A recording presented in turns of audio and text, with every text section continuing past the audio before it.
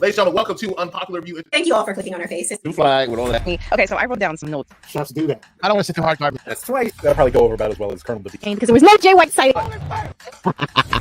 Okay, just straight up gangbanging. This story has been fit. You gotta pay attention. So Unpopular Review does not. What is she the CEO of, Chris? Jesus, golly. Let's start the show.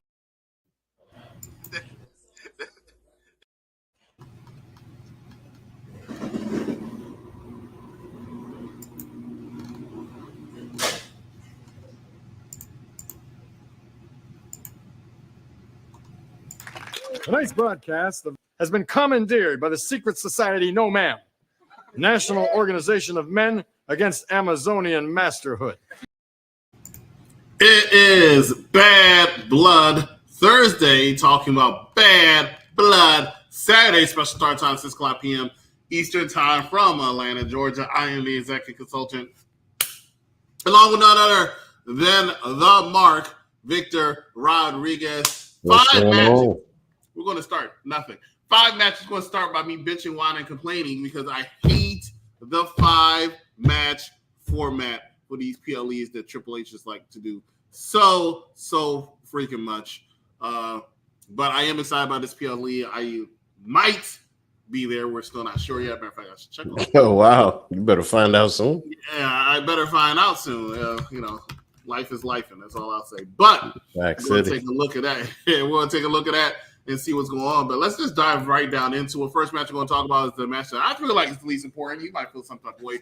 So by Captain Shada Shakespeare, but it's the least important match. It is Damian Priest, former World Heavyweight Champion, going against another former World Heavyweight Champion, Universal Champion, that is Finn Balor. Your thoughts going into this match?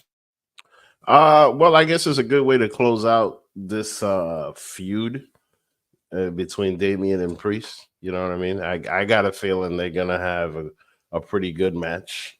I mean, it's all about Damian getting his lick back. I don't see Balor actually needing to win this match. It doesn't help or hurt him. It just helps Priest. I think Priest is gonna win the match. I think they're just gonna have a banger of a match, and then that'll be the end of that story. Because like nobody's really interested. It's sad to say, but nobody's really interested in. I mean, I wouldn't be surprised if it opens the show. But they'll definitely have a good match. Like they'll have some good spots and stuff like that, and they'll probably have the goons come out and help them and do stuff. But I really don't see the interest in the Judgment Day outside of Liv and Dom. Like I don't see anybody caring about Carlito. I don't see anybody, caring about JD McDonough or Finn Balor.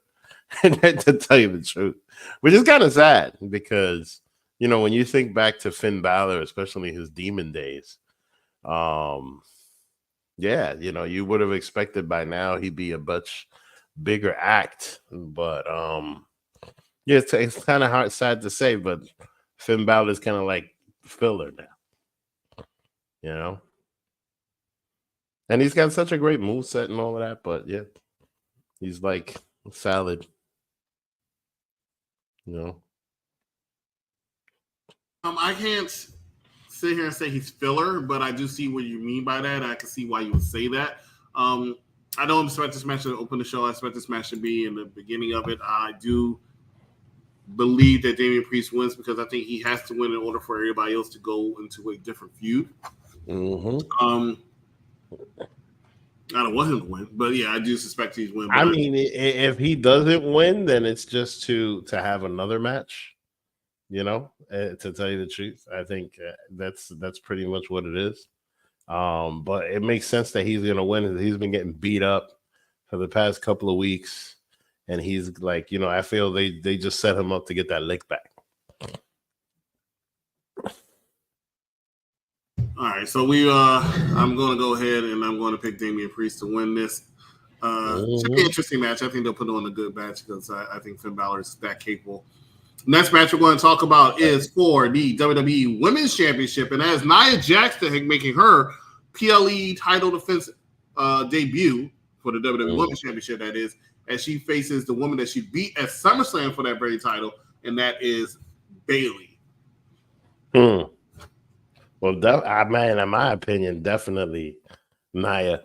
I don't think, unless Tiffany Stratton does the unthinkable. You know what I mean? So it might be Tiffy time.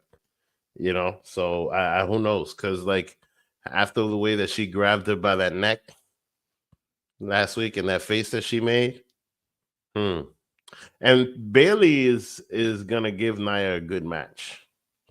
Like they're definitely gonna go back and forth and all of that, and I certainly wouldn't be surprised if Tiffany Stratton cashes in, because I feel like the whole Tiffany and Nia thing has reached its peak. So, for Tiffany Stratton to come out of there as the women's champion would be great. And then, she'll have a little feud with Nia and then possibly beat Nia. Who knows? But at the same time, like, I think that Nia's reign should be a little bit longer. I mean, she did win the Queen of the Ring and the championship, at least till Survivor Series next month. Who knows? I mean, we'll see. We'll see. But I definitely think that it's Tiffy time. I don't see Tiffy time. I don't see Tiffany Stratton cashing in that woman's Money in the Bank briefcase until War Rumble. Actually, I see her holding that for a little while and then teasing that for a little while longer. I'm going with Nia Jax for this easy win. I think this is the end as far as Bayley being pushed in that main event scene, and this is how it's going to do. She might tease a cash in, but she won't cash in. I got Tiffany Stratton winning that championship eventually when she does cash it in successfully. But Nia is going over on Sunday. Next match we're going to talk about is the other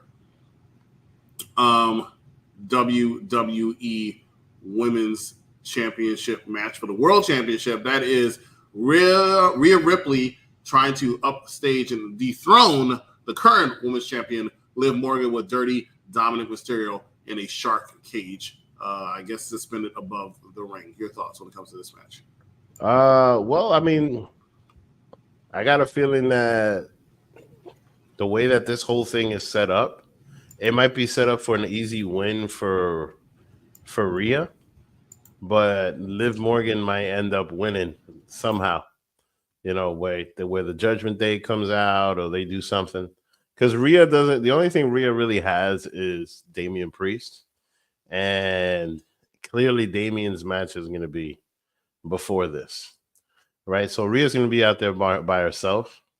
So even though like she can keep Dom out of the situation, she can't necessarily keep Carlito or JD or the rest of them out of this. So yeah, I definitely expect some shenanigans, but then at the same time, like personally, I really don't know what's next for Rhea. You know what I mean? Because it's, I really don't know. I don't know what would be next for Rhea, unless like, Sonya Deville and her goons start coming after her or something like that. You know what I mean? Like, I really don't know what is next for Rhea. The rumor is that Raquel Rodriguez returns and lost Rhea the match, and then they get into a feud. That would be interesting.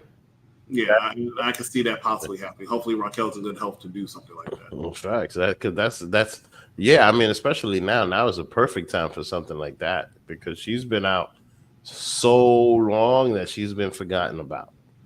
Because and she was former tag team champions with Liv Morgan. That too. I mean, but Liv Morgan's been tag team champions with just about everybody. Like, for real. Like, she's for real. Like, she's had that belt so many times with different people. That shit is hilarious. So right now, she's the World Women's Champion, and I expect her to leave Sunday still World Women's Champion. The final two matches are a little bit disputed because people are saying, what should be the main event? Should it be this match right here that's in the Hell in a Cell match, and that's between a year-long feud almost between Drew McIntyre and CM Punk? Their rubber match, they're tied 1-1. Your thoughts and opinions when it comes to this possible main event? It should just open the show. I believe this will open the show. Because the thing is that now, I mean, that whole landscape of the main event has changed. It's either at the beginning of the show or the end of the show. Which is probably why they only have 5 matches now and things like that. So everybody could have more TV time. Hi guys. But yeah, like, you know, I just because of the name of this pay-per-view, that in my opinion, that's the perfect match to start with. And clearly they're gonna have more time than anybody. It's a Hell in a Cell match. Like, you know, it's like they're trying to recreate the WWF version of this. You know what I mean? But, you know, unless Kane shows up and costs freaking CM Punk the match, like, I don't necessarily see, you know, but this match has to happen so that they can close this out already. Yeah, because I feel like CM Punk needs to move on. I don't know if he's gonna move on to Gunther. I don't know if he's gonna move on to something else, you know. But he needs a different opponent. And don't get me wrong, like this whole feud with Drew McIntyre over the past year has been brilliant. You know, since since Mania and all of that and everything. You know, since the Royal Rumble. You know what I mean? Like, and we're almost at Survivor Series, so. Yeah, and I don't think, and yeah, this is literally the only person that CM Punk has fought with, and they've drugged this out so much, and it's still popping. Like, so this should definitely close the show. You know, I mean, it would be hilarious if Ethan Page showed up and like did some shit. You know what I mean? Like, I definitely think, and I wouldn't put it past them to try to like put all 3 shows together. You know what I mean? Especially the way that they booked that Ethan Page versus versus Trick Williams match, where it kind of looks like CM Punk screwed him out of the title. So like Ethan Page could just show up, and it's great booking because he's still somewhat of the AEW guy, if that makes sense. Ethan Page? Yeah. So it kind of makes sense to you know, to CM Punk's booking for Ethan Page to just pop out of nowhere and then just do some shit and then go back to NXT and then CM Punk go to NXT and do more shit. You know what I mean? Like even the skits that he had with DX, which was freaking great. You know? I think it would be nice for them to just jump back and forth. You know what I'm saying? And with CM Punk. Plus, it keeps him in a spot where he doesn't necessarily have to wrestle much, because everything that they're doing with him is like light. It's very light. You know, they still feel like they're treating him with kid gloves so that he doesn't get hurt. So he puts on quality but doesn't get hurt. So I'm also very curious to see how they go about this Hell in a Cell match. You know what I mean? Yeah, I see Drew McIntyre picking up an L on this one. The only way he will pick up a W is if CM Punk is going to take a little bit of a break, because I'm not sure where he goes from after this, because he can't go to Seth Rollins immediately, especially since Seth Rollins is currently in another feud. Maybe Finn Balor. I don't know, in the Judgment Day. We will see. It will be interesting, but my pick just off of GP, I'm going to go with CM Punk. What I believe will be the last match in the main event is none other than your tribal chief, along with Jacob Fatu, facing Roman Reigns and Cody Rhodes in this tag team match. One of the reasons why I feel like the cheapest tickets for Bad Blood is $275. Damn, that's Mania prices. Yep, that's why I said I'm not sure if I'm going. Damn. That's legitimately that is crazy. Ticket for Bad Blood. Damn. I'm sorry, $259 is the cheapest ticket for Bad Blood. Wow. I heard that front row for Mania was going to be 50 G's. Yeah. They bugging. So now this match should definitely be last. They've been booking this I mean, look, the way that at first I got upset because I felt like Roman was taking over the home crowd of Cody Rhodes, right? But at the time, I forgot that Roman Reigns had played there. Like Roman Reigns was known for football over there, so like I didn't know that. So they kind of they booking it where like they're both hometown, quote unquote, hometown boys. And going against the bloodline, and this match definitely has to end it.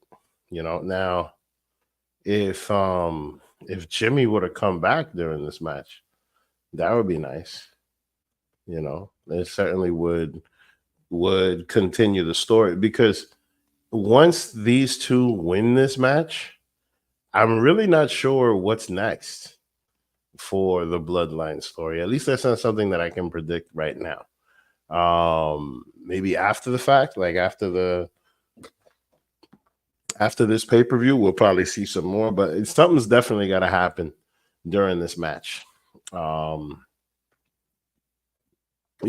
got to happen during this match where like they continue the story, because just Roman getting the W, I don't think is going to really do anything outside of get a big pop. I'm going to go opposite. I got the Bloodline winning this match. I think the Bloodline wins this match. Cody and Roman don't see eye to eye about it, and Roman realizes he needs to get his blood. He needs to get his family. I don't expect to see Jimmy Uso on Saturday. I expect to see him show up on the SmackDown, because Roman made that phone call, and then they still get beat down, and they have to make that phone call again to Jey Uso and Sami Zayn eventually, leading up into Survivor Series. But Cody Rhodes is not going to take the victory, because he needs to take the L to cause some tension, which causes some tension between Randy and Kevin Owens, because that's the route to go, and that's the way to go. Well, maybe Roman and Cody win because of that. I don't know. We'll see. But I'm going to stick with the Bloodline. And I'm going to support. Wait a minute. Now that you mentioned Kevin Owens might actually be the one to come in and do some stuff. Yeah, because Kevin Owens is pissed. I wouldn't be surprised if Kevin Owens does a heel turn on this one. Yeah, he just pops out of nowhere, stuns people. You know what I mean? And kind of like fucks it up. That is interesting. That is definitely interesting. We'll see. We will see. I'm done with my rant now. Go ahead. Interesting matches we have here for Bad Blood are coming up on Saturday. We are done here. Those are going to be a quick one, because I am still pissed off. 5 matches only, but we'll see if I'm there. But it's going to be quality matches, man. We'll see. Don't hate. You don't need 500 matches. That I are didn't for 5. I just said 7. 7 is a sweet spot. Ladies and gentlemen, that's it for us here at Unpopular Review for Vic. I am the exec consultant. We will see you right here next time. Have a good night.